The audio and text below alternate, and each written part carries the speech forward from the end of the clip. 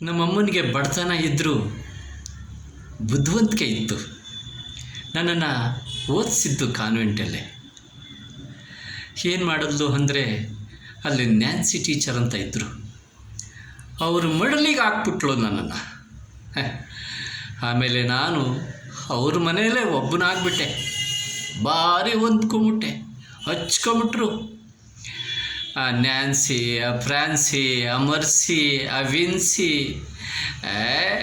ಅವರೆಲ್ಲರೂ, ಅವ್ರ ಅಪ್ಪ, ಅವ್ರ ಅಮ್ಮ, ಅವ್ರ ಬಂಧುಗಳಿಗೆಲ್ಲ ಗೊತ್ತು ನಾನು ಅಲ್ಲಿದ್ದೀನಿ ನಾನು ಅಂತ. ಹಾಗಾಗಿ ನಾನು ನ್ಯಾನ್ಸಿ ಟೀಚರ್ ಎಲ್ಲಿ ಹೋಗ್ತಾರೋ ಅಲ್ಲೇ ಹೋಗ್ತಾಯಿದ್ದೆ. ಅವ್ರು ಸೀರೆ ಇಟ್ಕೊಂಡೇ ಹೋಗ್ತಾಯಿದ್ದೆ. ಒಂದು ಗಳಿಗೆ ಬಿಟ್ಟಿರ್ತಿರ್ಲಿಲ್ಲ. ನನಗೆ ಹೊಂದ್ಕೊಂಬಿಟ್ಟಿದ್ರು, ಹಚ್ಕೊಂಬಿಟ್ಟಿದ್ರು. ಅವ್ರು ಏನು ತಿಂತಾರೆ ನನಗೂ ಅದೇ ಕೊಡ್ತಾಯಿದ್ರು. ಒಂದು ಚೂರು ಭೇದ ಮಾಡ್ತಾ ಇರಲಿಲ್ಲ. ಅವ್ರ ಮಗ್ಳಲ್ಲೇ ಮಲಿಕೊಂತಾಯಿದ್ದೆ. ಇಲ್ಲಿಗೆ ಬಾರೋ, ಅಲ್ಲ್ಯಾಕೋ ಹೋಗ್ತೀಯ, ಇಲ್ಲಿಗೆ ಬಾರೋ ಅನ್ನೋರು.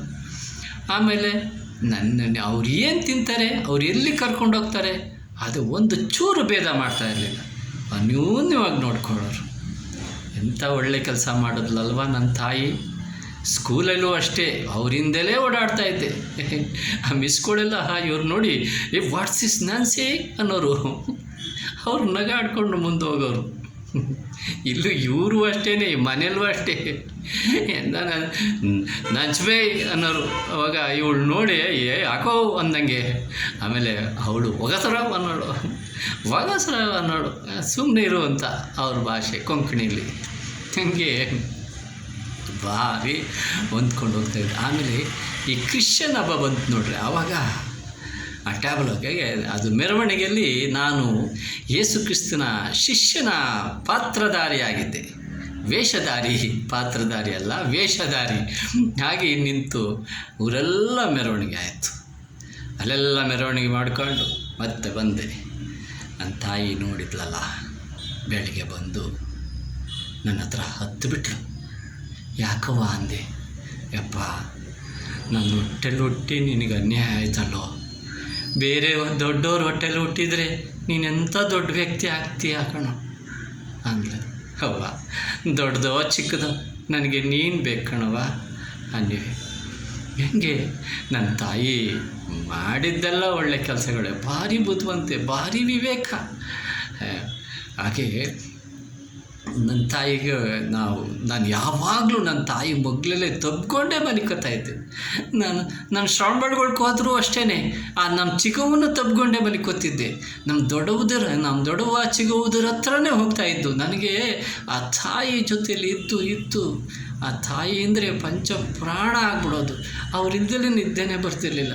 ಅವ್ರ ಕೈಯಾದರೂ ಸೋಕಿರಬೇಕು ನನಗೆ, ಆಗ ನಿದ್ದೆ ಬರೋದು. ನಾನು ಹಂಗೇನೆ. ನಾನು ಆವಾಗ ಈ ಅಕ್ಕ ತಂಗಿದಿರ ಹತ್ರ ಹೋಗೋದು, ಆ ತಾಯಿ ಹತ್ರ ಹತ್ರಕ್ಕೆ ಹೋಗ್ಬಿಡಿವಿನಿ. ಅವ್ರು ನನ್ನನ್ನು ದೂರ ತಳ್ತಾರೆ. ಅವರು ನನ್ನನ್ನು ದೂರ ತಳ್ತಾರೆ ಅವರು. ಹಾಗೆ ನಾನೇ ಹೋಗಲ್ವಾ, ನಾನು ಹಂಗೆ ಹೋಗಬಾರ್ದು ಅಂದ್ಕೊಂಡು ನಾನೇ ದೂರ ಬಂದುಬಿಡ್ತೀನಿ. ಹೀಗೆ ನನಗೆ ತಾಯಿ ಜೀವ ಎದೆಲಿ ಅಚ್ಚೊತ್ತು ಬಿಟ್ಟಿದೆ. ಅವಳ ಮಾತು, ಅವಳ ನುಡಿ, ಅವಳ ಪ್ರೀತಿ, ಅವಳ ಮಮತೆ ಮರೆಯೋಕ್ಕಾಗತ್ತಾ? ಮರೆಯೋಕ್ಕಾಗಲ್ಲ. ಅವಳು ನಿಜವಾಗ್ಲೂ ಅವಳು ಹಂಗೆ ದೃಷ್ಟಿ ಇಟ್ಟು ನೋಡಿಬಿಟ್ರೆ ಈ ದ ರಾ ಬೇಂದ್ರೆ ಮಾತು ನೆನಪಾಗತ್ತೆ. ಆ ದ ರಾ ಬೇಂದ್ರೆ ಗುರುಗಳು ಹೇಳಿದ ಆ ಹಾಡು, ಮುಗಿಲಿನ ತಪ್ಪರಿಸಿ ನೆಲಕ ಬಿತ್ತರ ನೆಲಕ ನೆಲ ಎಲ್ಲಿನ್ನ, ಈಗಾದೆ ಮಾತ ನಂಬಿ ನಾನು ದೇವರಂತ ತಿಳಿದೆಯೇ ನೀ ನನ್ನ,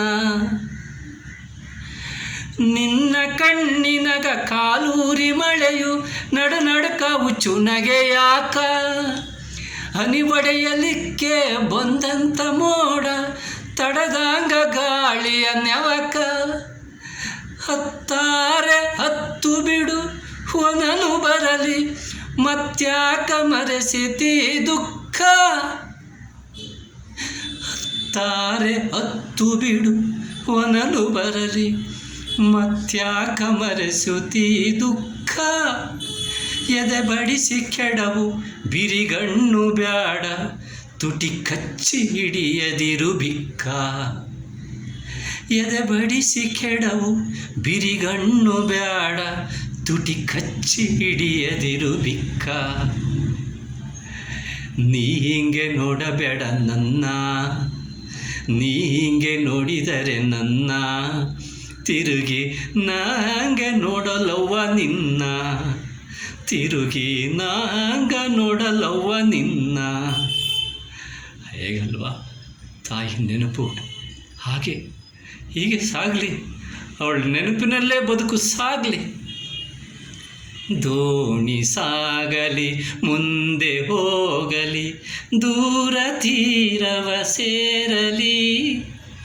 ದೋಣಿ ಸಾಗಲಿ, ಅವಳ ನೆನಪಿನ ದೋಣಿ ಸಾಗಲಿ. ದೋಣಿ ಸಾಗಲಿ ಮುಂದೆ ಹೋಗಲಿ, ದೂರ ತೀರವ ಸೇರಲಿ.